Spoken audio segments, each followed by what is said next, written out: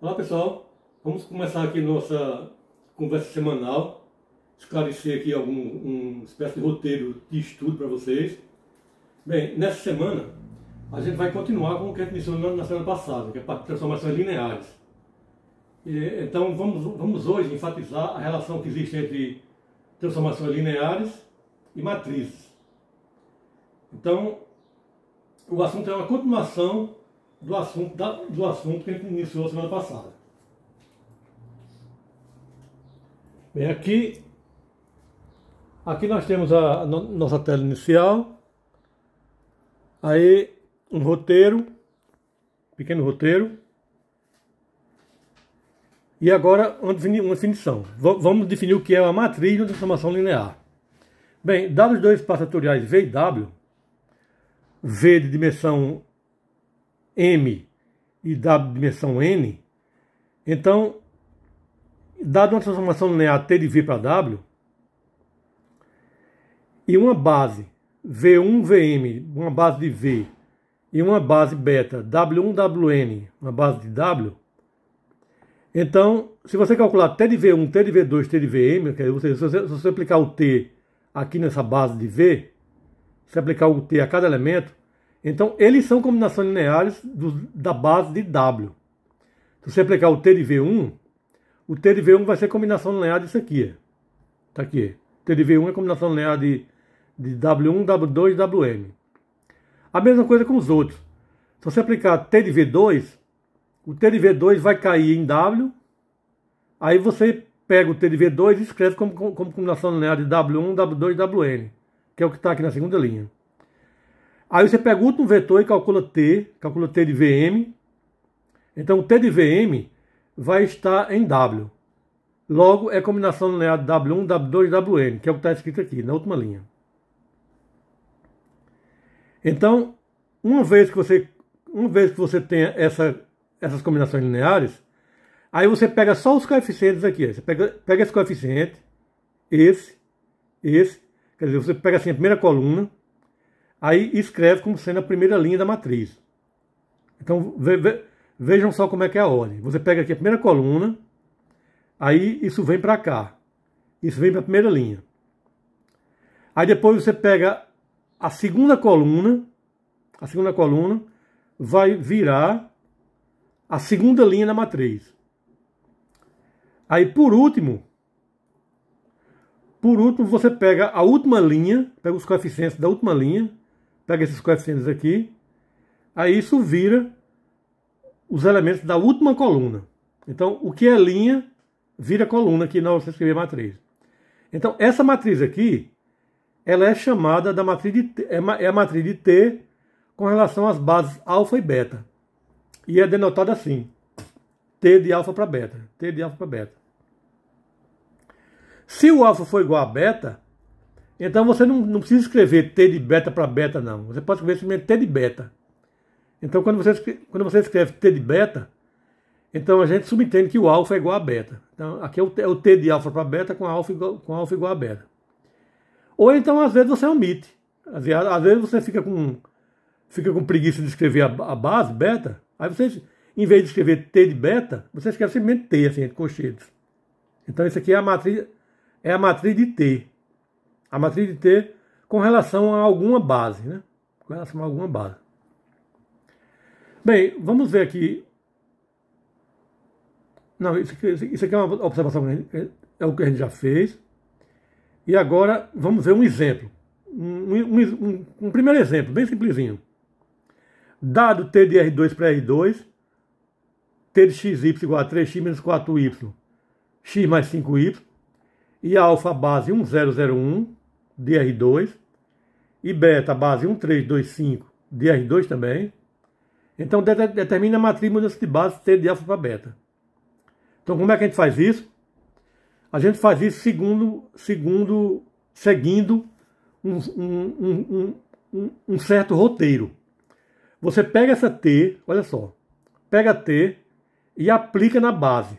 Aplica aqui em T de 10 e depois aplica aqui T de 01.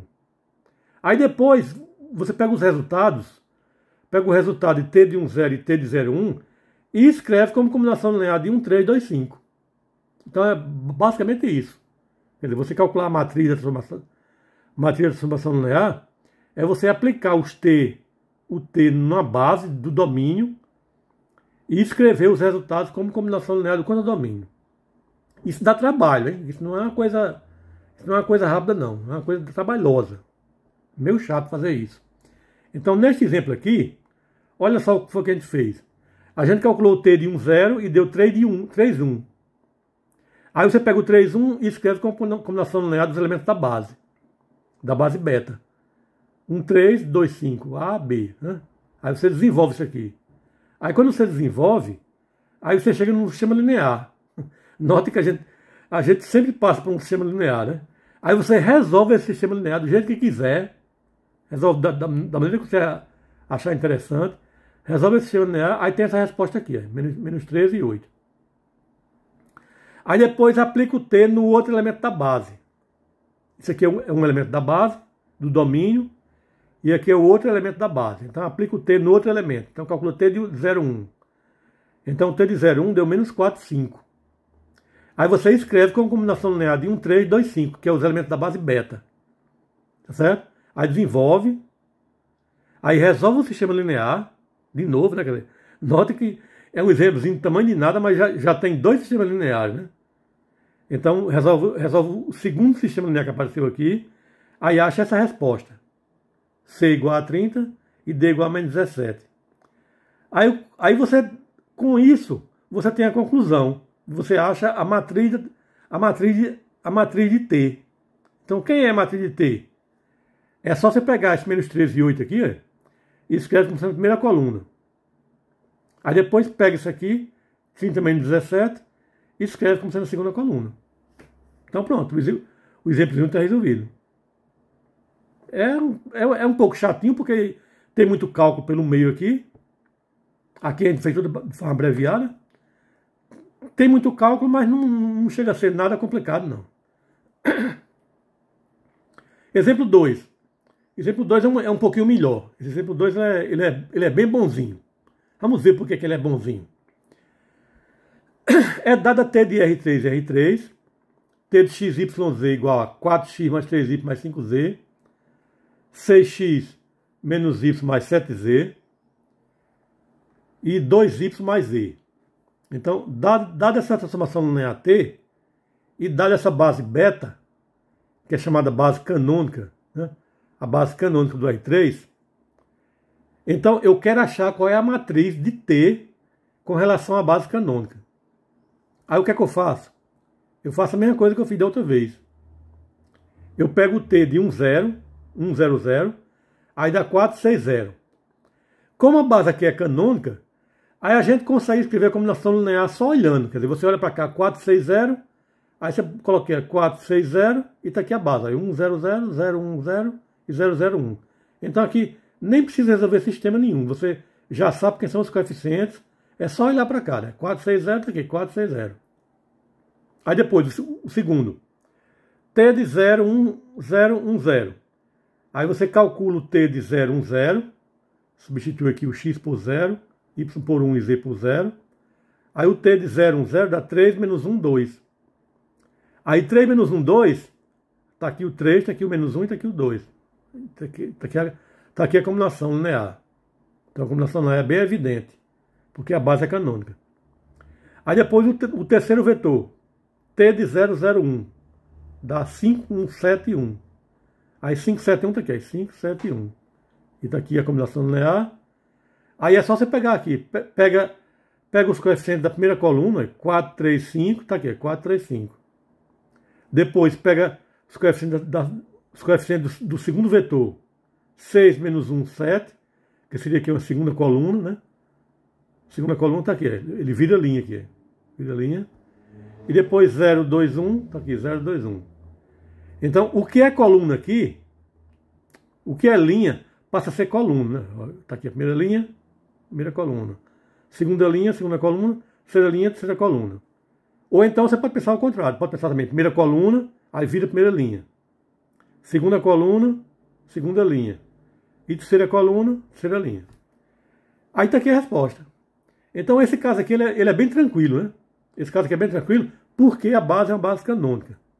Se não fosse base canônica, a gente ainda estava começando os cálculos, né? Ainda estava iniciando o problema. Agora, como é base canônica, então a gente já terminou. Então, isso é tudo. Dado a transformação linear, se você quiser achar a matriz dela com relação à base canônica, é só você pegar esses coeficientes. Olha só, olha a simplicidade, olha a simplicidade como é grande. 4, 3, 5. Aí tá aqui, 4, 3, 5. Depois, 6 menos 1, 7. 6 menos 1, 7. E depois, 0, 2, 1. 0, 2, 1. 0x, 2y e 1z. Então, 0, 2, 1 tá aqui, 0, 2, 1. Então, base canônica é isso. Não tem trabalho nenhum. Você olha para cá e você já dá logo a resposta. Pronto. Essa transformação linear aqui, ela tem essa matriz. Imediato. É só você pegar os coeficientes. Você pega os coeficientes e monta aqui. Certo? Então tenham cuidado com essa história de linha virar coluna, porque vocês podem se confundir com relação a isso. Você tem que olhar isso com bastante calma, bastante cuidado, para não se confundir. Se você olhar daqui e quiser concluir aqui, aí você pega na ordem que está. Olha só, 4, 3, 5, aqui, 4, 3, 5. 6 menos 1, 7, 6 menos 1, 7. 0, 2, 1, 0, 2, 1. Então daqui para cá é direto. Agora, se você quiser fazer a passagem intermediária, aí tem que trocar a linha por coluna. Olha aqui, o 4, 3, 5 está aqui, ele veio para cá, ele virou coluna. Aí daqui virou linha. Aí depois o 6 menos 1, 7. Olha, virou coluna aqui e aqui ele virou linha. Então tem que ter cuidado com essa história de linhas e colunas. É um negócio bem simples, mas você tem que ter cuidado para não se confundir. Tá certo? Aqui a observação é basicamente o que eu disse aí, quer dizer, o que tem de importante aí eu já falei. E agora um exemplo 3. Exemplo 3 é outro exemplo com base canônica. Então também é outra coisa que não dá trabalho. Olha só. Dado uma T de R5 para R3, dada por isso aqui, 4x mais 5y menos 8z mais 2r menos 3t, etc. E dada essa base canônica, isso aqui é a base canônica do R5, e dado uma base canônica do R3, aí a gente pede qual é a matriz de T. A matriz de T com relação a essas bases canônicas. Então isso aqui é um tipo de coisa que não tem o que fazer. Calcular a matriz de transformação linear com relação à base canônica não dá trabalho nenhum. Nenhum mesmo.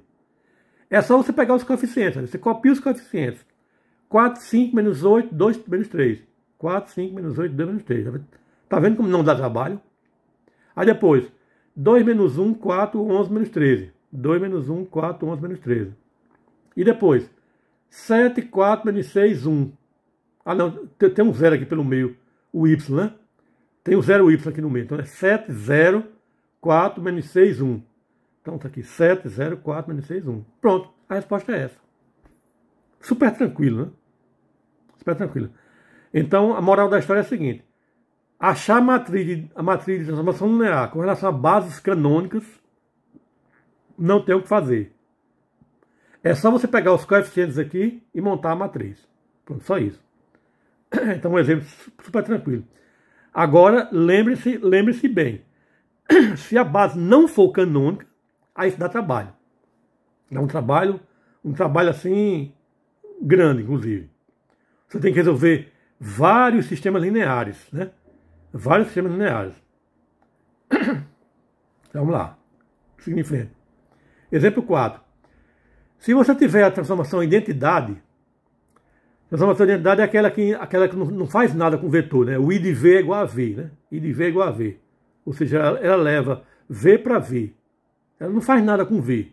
Não transforma em nada. O V é transformado em si mesmo, né? Então, isso é chamado de transformação em identidade. Então, a matriz de transformação em identidade também é muito fácil de achar. Não tem o que fazer também. A matriz da transformação em identidade sempre é a matriz identidade. No caso do R3, então, a matriz da transformação linear, que é a identidade, que é essa aqui, I de XYZ igual a XYZ, isso aqui é a matriz de identidade. Então, calcular a matriz de transformação em identidade, como é o caso dessa aqui, por exemplo, essa daqui, Então isso é sempre a matriz de identidade. Se você tiver duas operadores lineares, uma F e uma G, então você pode somar as duas, que isso dá origem a uma nova transformação linear. Então se você tem F e você tem G, aí você faz F mais G, definindo assim, ó, F mais G de V é F de V mais G de V. Então isso aqui é uma nova transformação linear. E se você pegar uma das transformações, se pegar a F e multiplicar por um escalar K, então isso dá origem a uma outra transformação linear, que a gente chama de KF. E é definido assim, KF de V é KF de V. Então se você tem transformações lineares, você pode dar origem a novas transformações lineares, fazendo operações com elas. Você pode somar, ou então pode multiplicar por escalar. Aí o que é que acontece com as matrizes? O que acontece com as matrizes é a mesma coisa. A mesma coisa que você faz aqui. Por exemplo, se você tem duas transformações aqui, ó, F e G, aí você somar as duas e multiplicar o F por uma constante K e calcular as matrizes, então as matrizes vai acontecer o seguinte: a matriz de F mais G vai ser a soma das matrizes de F e G. E a matriz de KF vai ser a matriz de K vezes F. Então essa é a moral, essa é, digamos assim, esse é o objetivo desse exemplo. Então ele está feito em detalhes aqui, ele é um pouquinho demorado, porque ele tem muita coisa, mas a moral dele é essa. Quer dizer, tudo que você fizer com as funções, você também faz com as matrizes. Então se você soma as funções F e G, então você também vai somar as matrizes. E se você pegar a função F e multiplica por K, aí você também vai multiplicar a matriz de F pela constante K. Então é isso que está desenvolvido aqui. Olha só, é até um pouquinho longo. A conclusão é isso aqui. A conclusão é que a matriz de F mais G é a matriz de F mais a matriz de G. E a matriz de KF é K vezes a matriz de F. Agora, digamos que você tenha outras transformações. Digamos que você tenha a composição de funções. Então, dado uma função f de u em v e dado uma função g de v em w, então você pode combinar as duas, você pode juntar uma com a outra, para dar a transformação que a gente chama de transformação composta. Então, essa aqui é a função composta. Esse é um conceito que eu acho que todo mundo conhece. Todo mundo conhece do ensino médio, né? Quer dizer, composta de funções. Então aqui é a mesma coisa. A gente não está definindo nada de novo, nenhum tipo de operação nova. A gente está apenas recordando essa operação de calcular a composta de funções. Então tem aqui a função f e tem aqui a função g. Aí quando eu junto as duas, aí eu tenho a função aqui g bola f, né? G bola f. Ou seja, G composta com F. Então isso aqui é simplesmente a gente está recordando a definição de função composta. Aí agora a gente tem um exemplo onde a gente pede para calcular a matriz da transformação composta. Então como é que é a matriz da transformação composta? Bem, a gente faz aqui com detalhes. A gente faz aqui a composta das duas. A composta das duas é isso aqui. Aí você acha a matriz isso aqui. Então acha a matriz, aí depois acha a matriz de F e a matriz de G. Isso aqui é só olhar para a definição de F e G, hein, pessoal? Isso aqui não dá trabalho, não. Olha só. Essa F, como é que a F é definida? A F é menos 3, menos 2, 6, 4, 1, 1, 0, 10, menos 3. Aí agora, qual será a matriz de F? A matriz de F é exatamente aquilo lá, aqueles coeficientes. Aí eu tenho aqui a G também. A G eu tenho 1, 2, menos 8, menos 5, 3, 1, 6, menos 10, 4. Aí qual é a matriz de G? A matriz de G é só pegar os coeficientes. Aí você faz a composta das funções, aí pega os coeficientes aqui. Ó. Os coeficientes estão aqui. É essa matriz aqui. Então isso aqui é a matriz da composta.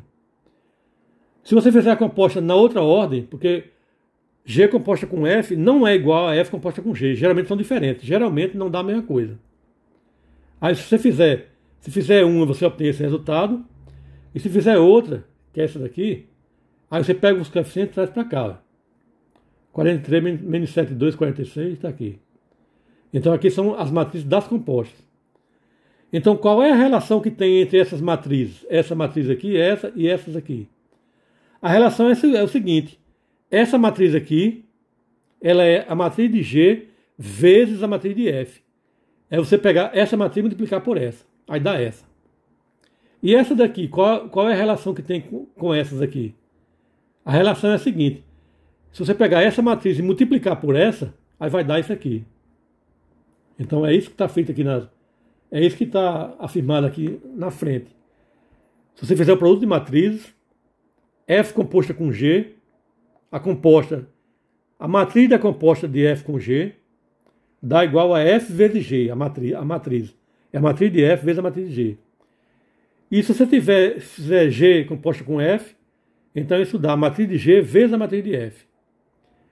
E se você fizer várias vezes, se você compuser F com F várias vezes, assim, F composto com F, composta com F, composta com F, composta com F, então a matriz disso aqui vai ser a enésima potência da matriz de F. Então é isso que tem a ver, a se estudar com relação a isso aí. Aí vamos recordar aqui mais algumas coisas. Vamos recordar mais algumas definições. Algumas definições são velhas conhecidas. Bem, a gente já definiu o que é um núcleo de uma transformação linear. Então, uma transformação linear ela é injetora somente se o seu núcleo for formado pelo vetor nulo. Isso aqui é um resultado que a gente falou na semana passada. É um resultado importante. É um resultado importante que a gente falou na semana passada. Então, uma transformação é injetora somente se o seu núcleo é zero. E, por outro lado, ela é sobrejetora somente se a imagem for igual ao contradomínio. Isso aqui é a definição de sobrejetora. Aí tem também uma outra definição. Uma outra definição é a definição de bijetora. Então, o que é bijetora? Bijetora é quando a transformação é, ao mesmo tempo, injetora e sobrejetora simultaneamente. Aí tem alguns resultados que dizem o seguinte. Quando a função é bijetora, então ela tem uma inversa. Por exemplo, se a t for bijetora, então ela tem uma inversa que é denotada por t a menos 1. Então toda função bijetora tem inversa. Então essa inversa, a gente vai querer calcular a matriz dela. Então qual é a matriz dela? A matriz dela é o seguinte, é a matriz inversa da matriz de t. Então a gente tem aqui a função t ela vai de v para w, aí a inversa vai ao contrário, a inversa ela vai de w para v. Então isso aqui é t, isso aqui é t inversa. Aí, quando você tem uma transformação bijetora entre dois espaços, v e w, então a gente vai dizer que essa transformação ela é chamada de isomorfismo. Isomorfismo. Então, o que é isomorfismo? Isomorfismo é simplesmente uma transformação linear bijetora. Bijetora entre dois espaços, V e W. Então, nesse caso, a gente diz que V é isomorfo a W. Aí a gente tem aqui alguns exemplos. A gente tem um teorema que diz o seguinte. Se a transformação for linear, se T de V em W for linear e for bijetora, então a transformação inversa, a função inversa, ela também é linear. Aí a gente, no livro, no texto que eu passei para vocês, a gente demonstra isso. Isso está demonstrado lá. Então, a gente tem aqui um exemplo. O exemplo é uma transformação de R2 em R2, dada por 2x mais 5y, 3x menos 10y. Mostre que tem um isomorfismo e determina sua inversa. Então aqui a gente tem que fazer um bocado de coisa. O que é isomorfismo? Isomorfismo é uma transformação linear que também é bijetora. Então é isso que a gente faz aqui. A gente começa mostrando que é linear. Como é que a gente mostra que é linear? A gente calcula T de V mais W e mostra que é igual a T de V mais T de W. E depois calcula T de KV e mostra que é KT de V. Então isso aqui mostra que T é linear. Então a transformação T ela é linear por causa disso. Aí agora vamos mostrar que ela é bijetora. Bijetora é o quê? É você calcular o núcleo. Então você calcula o núcleo aqui nesse item. Como é que calcula núcleo? Você pega o t e iguala a zero. Então você pega o t de xy igual a 0, 0 e resolve. Isso dá um sistema, aí você vai e resolve.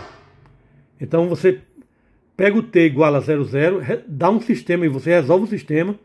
Aí você acha x igual a 0 e y igual a 0. Então isso aqui é o que a gente chama de núcleo. Então isso aqui é o núcleo. Então o núcleo é o 0, 0. Aí você conclui, pelo fato do núcleo ser o 0, 0, você conclui imediatamente que a função t é injetora. Aí agora vamos mostrar que ela é sobrejetora. Sobrejetora, aí você pode fazer de várias maneiras. Aqui eu resolvi da seguinte maneira. Como a dimensão do núcleo é 0, que a gente acabou de calcular aqui, a gente viu que a dimensão dele é 0, e a dimensão do R2 é 2, a dimensão do R2 que é o domínio e também o contradomínio da transformação, como a dimensão do núcleo é 0 e a dimensão do domínio é 2, então tem um teorema que diz o seguinte, o teorema da dimensão diz que a dimensão do núcleo mais a dimensão da imagem dá igual à dimensão do domínio. Aí essa aqui, a dimensão da imagem, mais 0, que foi o que a gente calculou aqui, dimensão da imagem mais 0 dá igual a 2, que é a dimensão de R2, que é 2. Então a gente conclui que a dimensão da imagem é 2. Como a imagem está contida no R2, pela própria definição da função, a imagem está contida no R2 e a dimensão dela deu igual à dimensão do R2, então ela tem que ser igual ao R2. Então ela tem que ser todo o R2. Então a imagem é igual a R2, isso significa que T é sobrejetora. Então a gente mostrou que a T é injetora, mostrou que a T é sobrejetora, aí consequentemente ela é bijetora. Se ela é bijetora, ela tem inversa.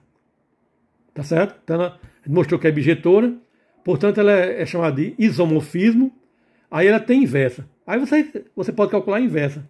Aí como é que você calcula a inversa? Você tem a matriz de T, a matriz de T essa aqui é 2, 5, 3, menos 7. Aí você inverte essa matriz, está aqui a inversa é calculada desse jeito. Você troca a ordem aqui, troca a ordem desse com esse, 2 menos 10 aqui, 2 menos 10, troca a ordem da diagonal, e aqui troca o sinal, né? 5, 3, menos 5, menos 3. E você multiplica pelo inverso do determinante. O determinante é menos 35, você calcula aqui dá menos 35. Aí 1 sobre menos 35 vezes essa matriz aqui. Então isso dá a matriz inversa. Então essa matriz aqui, ela é a matriz inversa dessa. Aí consequentemente, a matriz da T menos 1 vai ser, a matriz da T menos 1 vai ser essa daqui, essa matriz aqui. Aí você escreve como sendo combinação linear. Então tá aqui, ó, 2 sétimos, 1 sétimo, 2 sétimos, 1 sétimo. 3 sobre 35 menos 2 sobre 35, está aqui 3 sobre 35 menos 2 sobre 35. Então está aqui a transformação linear inversa. Tem outros teoremas que a gente vai citar aqui, só os principais, que são os seguintes.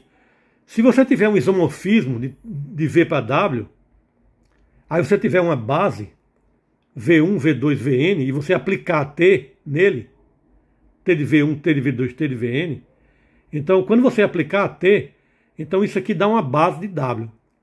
Ou seja, um isomorfismo, ele leva uma base para outra base. Ele transforma uma base em outra base. E aqui é um último exemplo. O último exemplo é o seguinte. A gente dá V como sendo os polinômios de grau no máximo 2, que denota por P2, e dá o R3, e a gente pede para mostrar que V é isomorfo a W. Quer dizer, mostre que os polinômios de grau menor ou igual a 2 dá um conjunto isomorfo ao espaço tridimensional, que é o universo em que nós vivemos, que é denotado por R3. Então mostre que os polinômios de grau menor ou igual a 2 é isomorfo a R3. Então a solução está feita aqui. É algo um pouco longo. Você define uma T desse jeito, aí depois você mostra que ela é linear, mostra que ela é o T da soma é a soma dos T's, e depois mostra que T de KV é igual a KT de V. Então você mostra que T é linear, então é isso que está feito aqui. Aí depois você calcula o núcleo, olha, calcula o núcleo aqui. O núcleo deu 0, então ela é injetora. E depois você usa aquele teorema da dimensão e mostra que a imagem é todo R3. Portanto, ela é sobrejetora. Então, como ela é injetora e sobrejetora, então ela é bijetora, portanto é um isomorfismo. Então isso aqui conclui o que a gente queria. Então, dois espaços vetoriais de mesma dimensão, finita, eles sempre são isomorfos. Quer dizer, sempre tem um isomorfismo entre eles. Por exemplo, R4 tem dimensão 4. M22, que é a matriz 2×2, também tem dimensão 4. Então, como esse aqui tem dimensão 4, esse tem dimensão 4, então eles são isomorfos. Então, dois espaços isomorfos, eles são sempre isomorfos. Bem, pessoal, então é isso que eu tenho para falar para vocês agora. Então, esse assunto, ele exige um pouco mais de estudo por parte de vocês. Quer dizer, vocês não queiram aprendê-lo assim do dia para a noite, não. Você tem que resolver exercícios, tem que praticar bastante coisas para vocês poderem fixar bem esses conceitos. Vocês podem até achar um pouco complicado assim à primeira vista, né? À primeira vista você pode até achar um pouco complicado, mas na verdade não é complicado. Eles usam muitas coisas. Você vai resolver o exercício, aí você faz um monte de coisa. Você passa assim uma meia hora, 1 hora, fazendo um único exercício. Então, isso pode dar a impressão de que é alguma coisa difícil. Mas não é difícil. É apenas um pouco demorado. Mas quem quiser realmente aprender, então é só ser persistente. Resolver exercícios, né? Ter um mínimo de dedicação. Você tem que dedicar algumas horas por semana estudando isso. Senão você não aprende nunca, né? Então você tem que ter alguma dedicação e pronto, é isso. E mãos à obra, tá? Quer dizer, não é uma coisa assim instantânea que você vai aprender de imediato, do dia para a noite, não. Tem que estudar direitinho, tem que estudar de forma demorada, né? Tem que ter alguma dedicação mínima, né? Tem que ter uma mínima dedicação para poder realmente compreender, digamos assim, absorver esses conhecimentos, certo? Então, mãos à obra e vamos em frente, né?